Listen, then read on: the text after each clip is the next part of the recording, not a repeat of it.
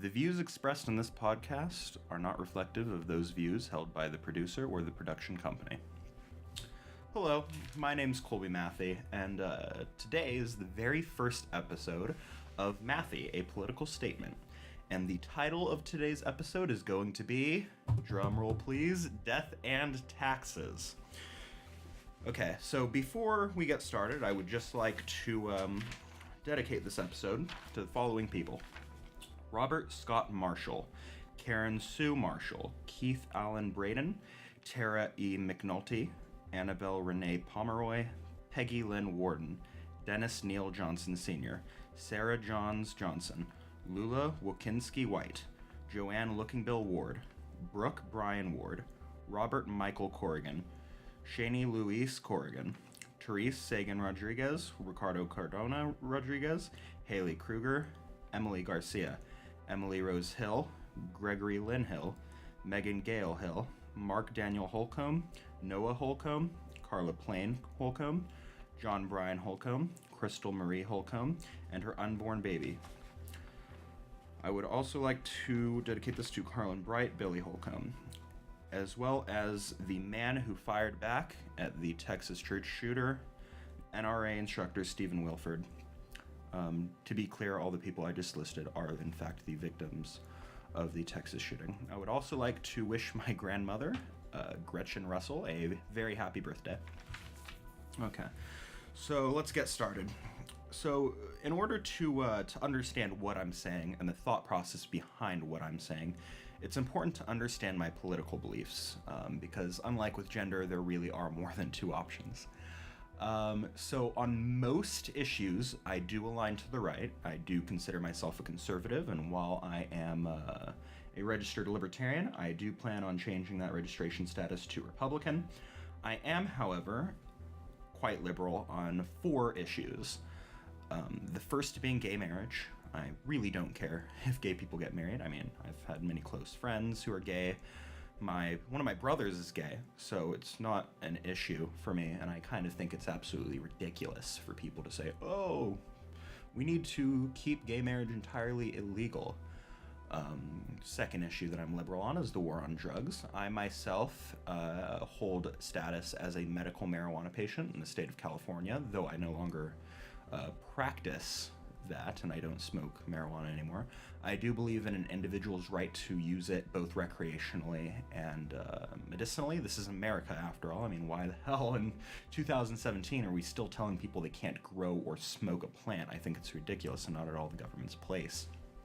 The third issue, of which I'm liberal, is abortion. While I'm morally against abortion, and I myself would never want one of my partners to have an abortion, I fully understand that it is her and other people's and other women's choices as to whether or not they decide to bring the pregnancy to term. And I think while I personally view abortion as abhorrent, it would be even more so for me to tell women what they can and what they can and cannot do with their body. It's un-American. And the fourth thing that I'm liberal on, and this surprises many people because, as I said, I identify as a Republican, I 100% advocate for free college, and I advocate for free college actually for a very conservative reason. As you will come to find out through this podcast, I am a self-identified nationalist, not white nationalist. I just want to make that very clear. I'm more of a Western nationalist. I do believe Western culture is supreme.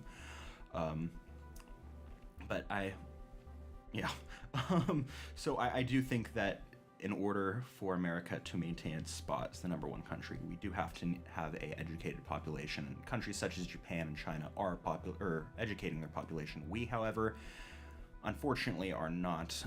Don't believe me? I go walk out into any college campus and ask how many people who Gandhi was, and I bet you'll find at least one person who doesn't know. I happen to know one of these people myself.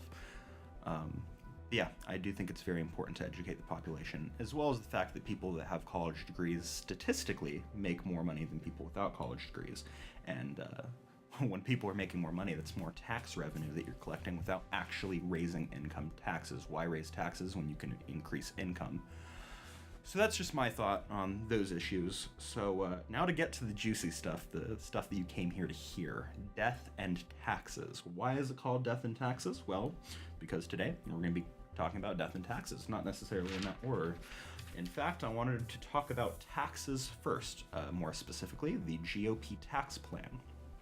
So the left will have you believe that the GOP tax plan is nothing more than keeping taxes the same on the middle class and poor people, and possibly even raising taxes on poor people in the middle class while decreasing taxes on the upper class, the 1%, as Bernie Sanders likes to call it.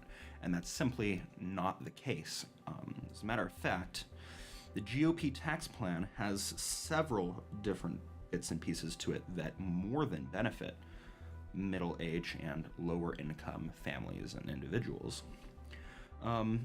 What I thought was particularly fascinating and very, very actually generous of the Republican Party, and it's one of the reasons I actually changed my vote from Gary Johnson to Donald Trump, is the GOP plan to basically increase child tax credits from $1,000 per child to $1,600 per child.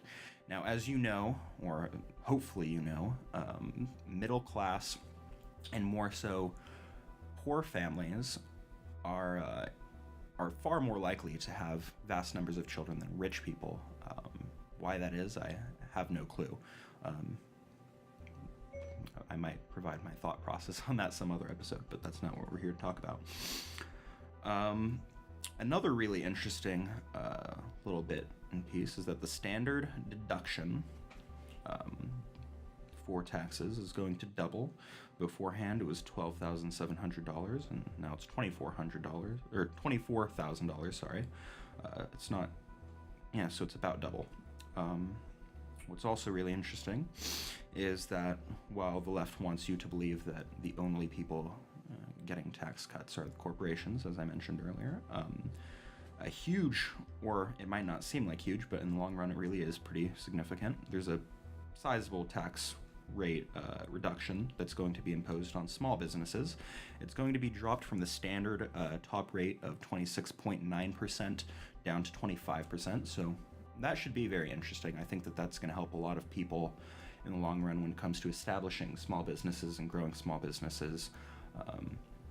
And it should be interesting. I think that this is going to help a lot with a lot of things. I think we're going to see some innovative technology being produced by small companies. I mean, Tesla and Apple were both startups at one point, so we might have the next big company pop up just because of this tax deduction. Now, that's not to say that corporations aren't receiving tax cuts. In fact, they are receiving a sizable corporate tax cut. It's going to be dropping from 35% down to 20%. So yeah, that's it's a sizable cut. I'm not going to deny that. But what people, specifically those in the left, don't seem to understand is that when people, CEOs and other members of corporations are receiving more money, they are in fact investing it in stocks. And liberals seem to think that the way that works is they put money into an account and it magically, through the powers of the growth fairy, that money grows. That's not how it works at all. When these corporations and when these people invest, they're investing in new technologies, they're investing in other companies, and what that does is that creates more job opportunities, it creates development in math, technology, engineering, the sciences, things that humanity really needs right now and throughout history.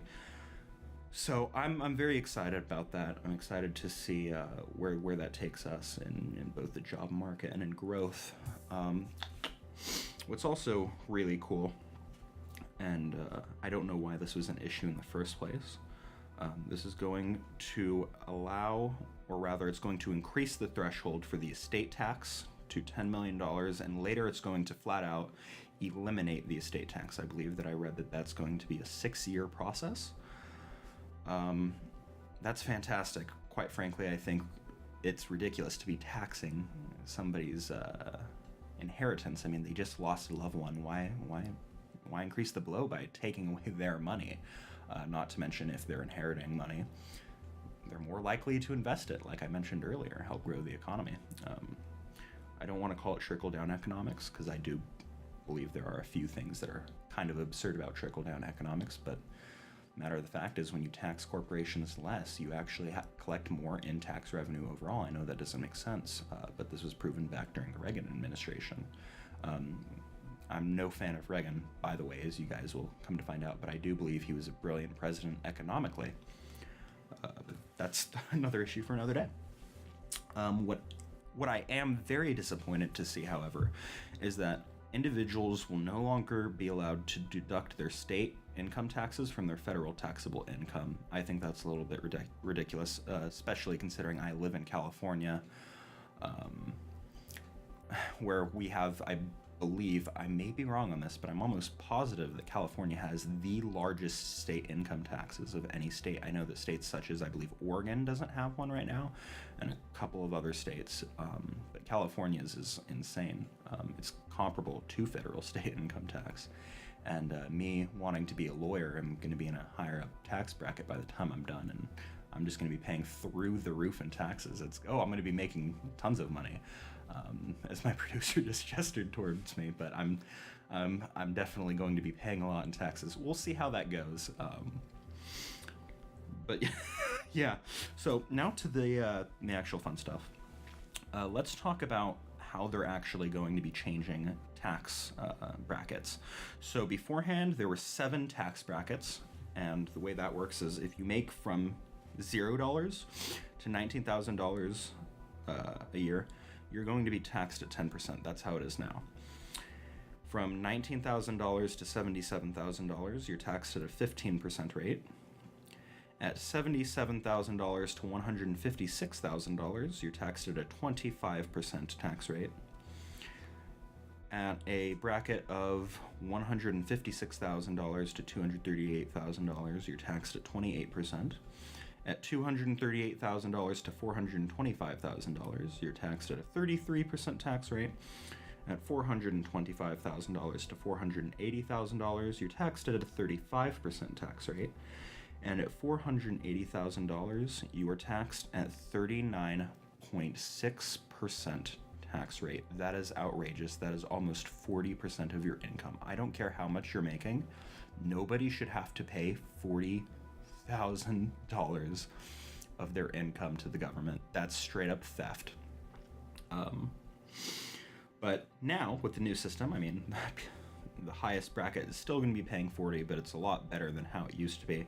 Now, if you make from 0 to $90,000 a year, you will be paying 12% in taxes, which is a slight boost for folks that are between the 0 and 19K mark, but it's a little bit lower for people between the 19K and 77K mark. So this should be very interesting. I think that for those in the 0 to 19K mark, that's actually going to be better for them in the long run. Yes, they're going to be paying 2% more on taxes. However, as I mentioned earlier, they're also going to be getting a reasonable increase on child tax credits. So that'll be very fun. Now, in the second bracket for the new proposed plan, we have $90,000 to $260,000 being taxed at 25%. That is about the same for those making $77,000 to $90,000, as mentioned in the existing tax bracket, and that's actually a drop for folks between $156,000 and $238,000. So that'll be fun. Now, taxed at 35%, we have the group between $260,000 and $1 million. Which I took one look at that number, I'm like, wow, that is a huge tax bracket. Sure, many people aren't in there, but that's a huge monetary difference. It'll be taxed at 35% rather than the previous 33% and 35% that existed for the two tax brackets. That'll be taken over. Now we get back to 39.6% tax rate. And instead of that being reserved for people making $480,000 and more, you're going to see that applied to people that make $1 million and more. Now, this is great for surgeons, anesthesiologists, medical people that are working higher up in medical. It's going to be great for big lawyers. I'm excited to see this because, quite frankly, I don't think anyone making $480,000 should be taxed at 40% tax rate. I mean, matter of fact, let's check the math on that right now. So let's see. If you are taxed, oh, hey Siri, can you please tell me what 39.6% of 480,000 is? Okay, I found this on the web for if you were taxed. Hello, hey Siri, can you please tell me what 39.6%? Okay, Siri, can you please tell me what 39.6% of 480,000 is? It's 190,080. You will be paying, if you make 480K, $190,080 in income taxes. That is insane. That is a house in my county. That's a nice house in my county. That is insane. There is no reason that somebody making $480,000 should be paying a small house each year, not a small house, a nice house each year in taxes. That's absolutely insane. But you know how it goes. We have to fund all of those pointless scientific research that provides nothing. I'm not saying all scientific research is pointless. I'm just saying that trying to study how a certain frog in Africa reproduces is probably pretty pointless. As well as funding people who refuse to get off their lazy asses and work. I'm just saying. Now, this is the really fun part, and I think liberals especially are going to love this, because I know how much you guys like to bitch and whine about tax loopholes. Well, there's now going to be a 25% tax for pass-through businesses. Now, basically what pass-through business is when an individual, or rather a corporation, goes through and applies to be a pass-through business and is taxed, rather than the rate of that corporation, it's taxed at the rate of that individual. So there's going to be an additional 25% tax on those kinds of people. Yeah, that's a loophole gone. So that should be very interesting. They'll now have to pay higher taxes for trying to get through that loophole. I also read that they were going to get rid of the amount of things that you can deduct business-wise for corporations. Large corporations won't be able to deduct every single little thing off of their taxes. That's also a big legal thing that for some reason the left refers to as tax loopholes. But yeah, so I think all in all it's well-rounded. I read through this, and actually I'm not gonna lie, I did have a little bit of bias against it. I'm like, oh, GOP tax plan, this should be interesting. And I read through it, and it's actually very well-balanced. I'm reading this, and I'm gonna have to say, I think a few Democrats even had a hand in this. I don't know that for sure, but just looking at the numbers and how it's written out, it does look pretty well balanced, and so I'm happy. I think a lot of people are going to be happy if the whiny alt-left would just stop bitching about it. Okay, so now let's get to the Texas shooting. I read their names earlier. I mentioned that an NRA instructor, former NRA instructor, Stephen Wilford, managed to scare off the shooter by shooting at him. By the way, I just want you to know, I'm not going to repeat the shooter's name. I refuse to do that. I will not be responsible for him gaining any notoriety. I won't do it. But anyway, so yeah. The left will have you believe that if AR-15s didn't exist, that this tragedy would have never happened. Or rather, if AR-15s weren't allowed to be purchased in America, this wouldn't have happened. Well, there's only one issue with that. The shooter was not legally allowed to own a gun. Yes, he was able to buy a gun because of a mistake made by the Air Force, but existing gun control laws couldn't... no amount of gun control could have prevented this, because in reality, if he wanted to shoot up that church, he would have shot up that church. You can easily print parts of an AR-15 using a 3D printer that can print in metal. I know this because I happen to know somebody that has done that. So the argument that, oh, if we stop producing, or if we ban guns, people won't do mass shootings. Well, you know, that's how we kept people from doing heroin in abundant amounts in America, right? Right, guys? So it's absolutely ridiculous to say, oh, we need to ban guns. Furthermore, the gun that was used by the NRA instructor to stop him was an AR-15. So had he not had that, he wouldn't have been able to stop the shooter. another thing that people seem to forget is you can kill a lot of people in a church without a gun. Back in, I believe it was the 60s, there was a bombing of a black church done by the KKK, and I believe they took out half of a children's choir or something like that. Like, a lot of people died. Bombs are not hard to make, people. Not hard at all. So to say, oh, we just won't have any mass murders if we get rid of guns is absolutely ridiculous. People will turn to guns. Or not guns. They're using guns now. They will turn to bombs, and if that happens, I wouldn't be surprised if the death toll continued to rise. Bombs do cause a lot more damage than guns, after all. Just ask Timothy McVeigh. They'll also start using Home Depot trucks more and more. That was a topic that I originally planned on covering, but for the sake of time, I might get back to it, but we'll see. So yeah, that's my thought on gun control and on the Texas shooting. Now, let's talk about Korea. This was actually the very first topic proposal that I was given when I was asking people for ideas on what to cover on the first episode, and people brought up North Korea and the whole issue with North Korea. So I don't know if you guys know, but September 15th of this year, Korea launched I think I'm pronouncing this correctly, Hwasong 12 missile. I'm not entirely sure if how you pronounce that, but basically it's an old-timey ICBM, basically. And it managed to fly 2,300 miles, and it reached an altitude of 480 miles, which might not sound too impressive when you look at other ballistic missiles. However, that is far enough to reach Guam, which North Korea said time and time again it's thinking of targeting the Andersen Air Force Base, which has U.S. troops, and it's located in Guam. The only problem is, according to the Union of Concerned Scientists, the odds of that missile actually hitting that base is well under 10%. The inaccuracy, or rather the estimated error range of a Hwasong 12 missile is 5 to 10 kilometers. I don't know what that is in miles, but yeah, it's inaccurate by anywhere from 5 to 10 kilometers, possibly larger in certain conditions. Now, even if they were to use that to deliver a payload of 150 kilotons, which is what the estimated yield of North Korea's nuclear tests have amounted to, yeah, chances of hitting the Air Force Base are 10%.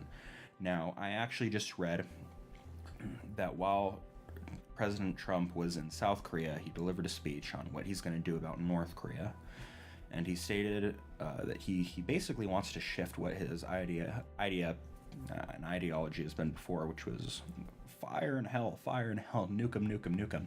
And he wants to take a more diplomatic approach, which is something that I've kind of seen coming. I mean, Trump's not an idiot, contrary to what some of you might believe. Basically, what he wants to do is he wants North Korea to take a 2-month or 60-day hiatus from any testing. It's already been 60 days since September 15th. However, Trump wants them to say, okay, start now. So there has to be direct communication between the White House and Pyongyang before that 60-day counter starts. Basically, what Trump wants to see is he wants to see North Korea go 60 days without any ICBM testing or missile testing, nuclear testing. And then Trump said at that point he'd be willing to talk. He just needs a sign of good faith. And I think that Kim Jong-un would be a complete and total fucking moron to ignore that. Matter of the fact is, yes, North Korea has small ICBMs. Yes, they have nukes. You know what we have? The United States of America. And just about every single country behind us. And I can tell you right now, people are saying, well, China will protect them. Who do you think they have more to lose from? Breaking partnership with North Korea or breaking partnership with us, the largest the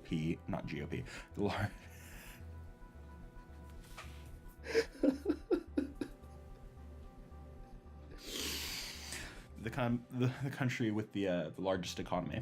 Believe it or not, we do have a larger economy than China, which I thought was pretty interesting. But yeah, I think that China will definitely have our back on that one.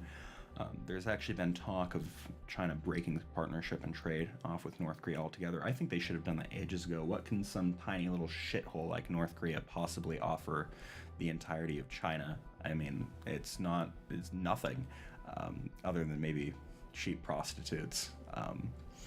Even then, I don't know. I've heard North Korea has a pretty bad meth problem. I'm not sure I'd want that. Yeah, North Korea. I just got a weird look from my producer. North Korea produces a majority of the world's meth, from what I've read. Yeah, I know. That's where they get their money, apparently. They sell meth to China. I know that the U.S. gets a lot of theirs from Mexico, but I guess China, Russia, all those eastern countries get their meth from North Korea. So that's a fun thing that you now know. Yeah, I think Kim Jong-un would be a complete idiot not to partner with Trump on this, or at least work with Trump. He doesn't have to like us, but stop being an asshole.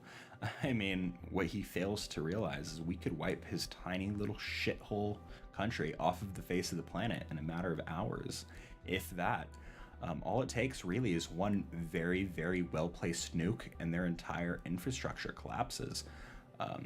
Assuming that they don't bunker down, because interestingly enough, North Korea also currently holds the world's largest subterranean infrastructure. They have more underground tunnels and bunkers than any other country on the planet. For good reason, though. I mean, since North Korea and South Korea split, North Korea has been constantly fearing invasion from both South Korea and America, as well as other European countries. So they've kind of had to build this defense.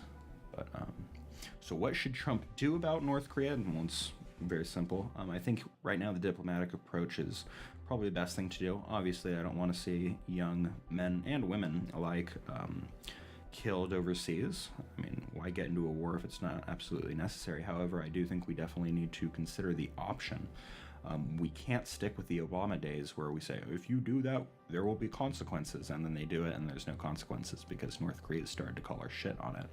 I don't think they're ready for President Trump and how fucking dead serious he is. Don't think Trump's serious about North Korea? Just ask Syria and Afghanistan. We're not afraid to drop Moabs on those motherfuckers. So yeah, what Trump should do in the event that diplomacy just doesn't work, well, he has a few options. He can invade, he can try dropping bombs. I think that at this point, due to how radiation spreads and the fact that North Korea has nukes of their own, I don't think that necessarily nuking them would be the best option. Worst case scenario, we might have to. I doubt it'll get to that. We have a few options. We could do a ground invasion, or we could possibly just drop a large non-nuclear bomb, such as a Moab, right over Pyongyang. I think maybe a couple of those, maybe a couple Tomahawk missiles in the right places might tell Kim Jong-un, oh, they're not fucking around. Another big possibility is it's actually written into North Korea's deepest, most sacred laws that no man can rule North Korea except for a Kim. Now, I don't know how many relatives Kim Jong-un has left, considering he keeps killing them off. He has his brother poisoned in an airport, and he had his uncle executed, and he keeps killing off relatives left and right.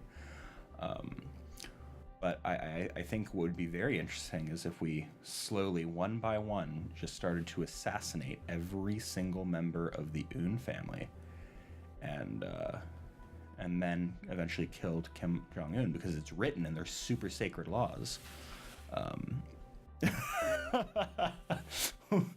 Well, it's my producer just showed me something funny I'll mention here in a minute.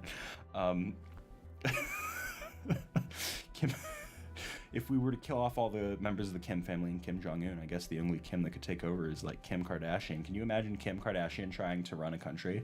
I can see it right now. I mean, I think she'd do a lot better in Africa, as we've seen her demographic with men has been black guys. I don't know if she'd be too satisfied by tiny little Korean penises.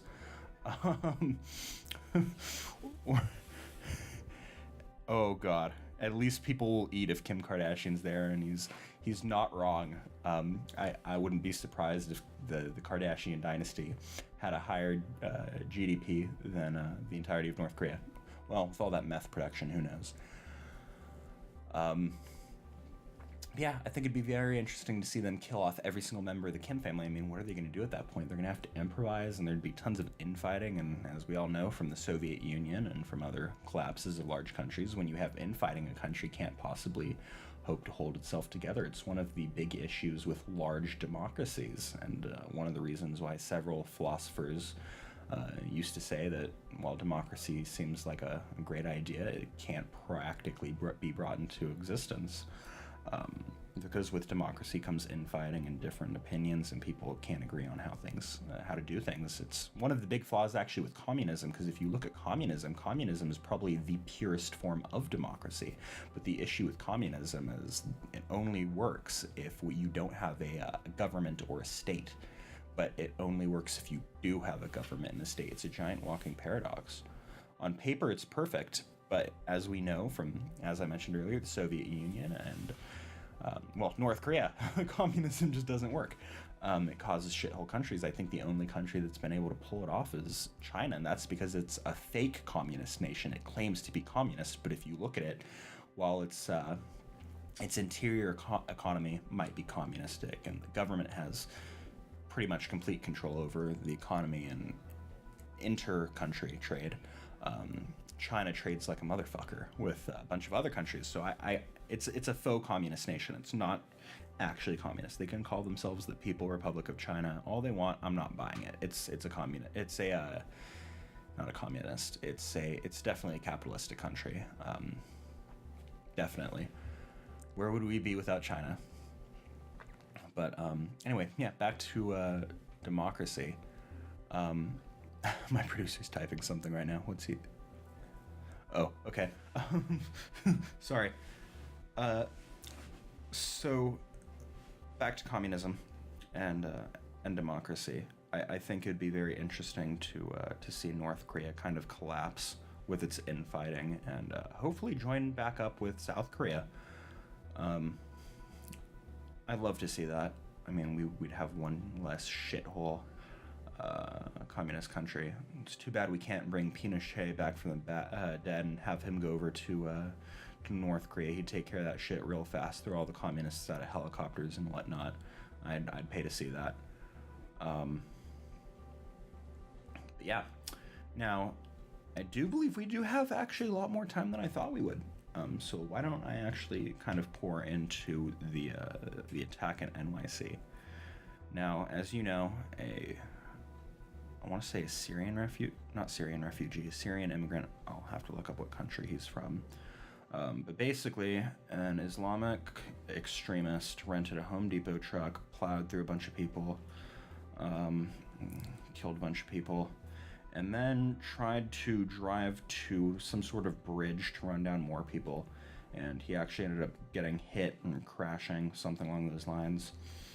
And he was stopped, and I think he was shot, actually, by police. He was yelling, Allahu Akbar, Allahu Akbar, and famously, CNN said that he was yelling, God be great, or God is great, trying to make him look like he wasn't a Muslim, wasn't an Islamicist. Now, you see, this is a problem, because when you lie like this, it's dangerous. What people don't understand, and I'm about to get really controversial on this one, what people don't seem to understand is Islam is a dangerous religion. I'm sorry to say it, but it is. I'm not saying that all Muslims are horrible. I'm not saying that at all. I've met some good Muslims, but what people fail to understand is that Islam is the belief in the prophecies and teachings of a pedophilic warlord. He was a pedophile. His youngest wife was something like 6. He was a warlord. Islam is as much a political ideology as it is a religion. And unfortunately, in its current state, maybe this will change, but in its current state, Islam could not possibly hope to coexist with American democracy. Don't believe me. America has successfully been able to install democracies in former Soviet Union nations, and in Japan, what we haven't been able to do is successfully install a democracy in the Middle East. Now, you can say oil all you want, but the truth of the matter is, they really just don't want a democracy. Theocracy works a lot better for them, because that's theocracy is crucial to the tenets of Islam. A lot of you might say, well, theocracy is also crucial to the tenets of Christianity, and to that I say, well, maybe to Catholicism, but not to the others. I think that anybody that tries to use, that's my religion, to control others, regardless of whether or not they're Muslim or Christian, are pieces of shit. I mean, you have your belief system, and if you don't want to do things according to your belief system, that's great. But if you tried to force me to do things according to your belief system, then we have a fucking problem. Yeah. Now, interestingly enough, I want to say I read this on Pewter Poll. It was a Pewter Poll, and it said that the majority. I don't have the exact numbers for you because, as I said, I wasn't expecting to talk about this topic. The vast majority, or rather, majority of Muslims, British Muslims to be specific, believe that being gay should be illegal, and that it's a horrible, horrible crime to be gay, and it's completely unacceptable. And yes, Christianity was like that at one point, but we're getting places. Islam just has yet to go through an enlightenment. It'll happen eventually, but Islam in its current form, not so much. Also, if you look at Muslim countries, every single Muslim majority country, women and gay people are treated like absolute garbage. In some places, gay people are thrown off of buildings. Like, how terrible is that? Can you imagine telling your parents, by the way, I'm dating someone of the same gender. Okay, we gotta drag you up to Nana's house. She's the only one in the neighborhood with 3 stories. Jump off. I actually saw this thing where there were rebel fighters who were taking members of ISIS, dragging them up. No joke, my producer's giving me the funniest face right now. Rebel fighters, people that were fighting ISIS, were taking these ISIS captors, taking them up super tall buildings, throwing them off, and then the ones that survived the fall, they just rained fire down on them. And so, I know. I think that's fantastic karma, well served. Yeah, I tears of justice. Yeah, and if you look at every single Muslim majority country, as I said, women are treated like crap. A lot of them, hijabs, or what are they called, burqas, are required. Reminds me of this old joke where there's 2 Muslims talking. One of them's like, "Oh my God, did you see the ankles on that one?" And it's true. Skin, any skin, even in like the strangest, most abstract places, like, check out that nose. I'd fuck that nose so hard. Like, that's what they make it out to be. Which is weird because you would think that they'd also have their other source of sex, goats, wear burqas, but I guess not. My producer is giving this look like maybe I shouldn't be doing this. But that reminds me of the old joke, how do you take down Islamic extremists? Fill the countries with AIDS-infested goats. Yeah, I'm gonna be the next straight Milo Yiannopoulos. Okay, sorry. My producer's just trying so hard not to laugh at the goat thing. Yeah. Oh, however, I will say, and I'm very proud, kind of proud, of the country of Saudi Arabia for now allowing women to drive. Congratulations, you guys aren't primitive assholes. Well, you are, but you're not as much primitive assholes as before. Worst case scenario, your driving deaths triple because, you know, women are terrible drivers.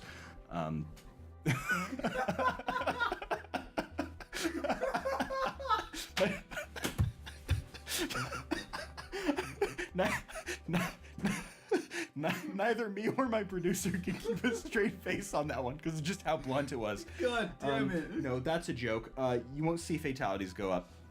Interestingly enough, while women have a reputation as bad drivers, they are statistically more likely to get into car crashes. However, when men do get into car crashes, they're typically the ones that fuck shit up and kill people. So men have a higher rate of causing fatal crashes, women have lower ones. So I just want to clarify, I'm not sexist, I'm just realistic.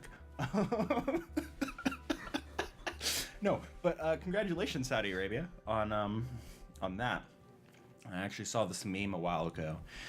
It was a picture of the king. I think that's the title, the king of Saudi Arabia, being driven around by the Queen of England during one of his visits. Now, until next year, because I don't believe it's quite legal yet. It will be next year. Women driving isn't allowed in Saudi Arabia. So the Queen insisted on being the one to drive him around, and if you see, the Queen looks like an absolute maniac. No, look up, I swear. Look up, Queen of England drives around King of Saudi Arabia or something along those lines, and it's the funniest thing ever, because she looks like an absolute maniac with like this haha motherfucker grin, and the King of Saudi Arabia looks like he's about to fucking die. It's the funniest thing ever. It's like, wow, are you really? Well, then again, the Queen of England's like what, 90 years old? I'd be terrified too. I know some scary driver grandmas. I maybe it's because they're older women, not as patient. But hold on, he's bringing up a picture. Where is it? There. Come on. Me and my producer are looking at it right now. I saw a picture. I don't know where it is though. That is so weird. Is it that one? Okay. Anyway, we're not seeing the picture, but yeah, I thought it was kind of entertaining. So yeah, I think that we actually finished talking a lot quicker than I thought we would. So I think we're gonna have to wrap this episode up by saying that, as you can tell, because I'm not talking like this, I'm not Milo Yiannopoulos. And because I'm not screaming about gay frogs, I'm not Alex Jones, I'm Colby Mathe. Thank you for listening to the first episode of Mathe, A Political Statement. I'd like to thank the producer and many people from the internet for topics. If you'd like to submit a topic or be a guest on the show, you can find us on Facebook at Mathe, A Political Statement, and send us a message. We'll see you in episode 2.